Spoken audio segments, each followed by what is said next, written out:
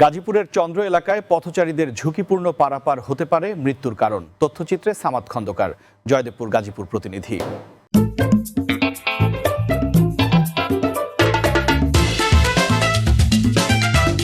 আকর্ষণীয় নতুন সাজে পোলার আইসক্রিম। গাজীপুরের চন্দ্রা এলাকায় পথচারীদের ঝুঁকিপূর্ণ পারাপার জনমনে প্রশ্ন তুলছে। এ ঝুঁকিপূর্ণ পারাপার হতে পারে মৃত্যুর কারণ। এ চিত্র এদেশে নতুন নয়।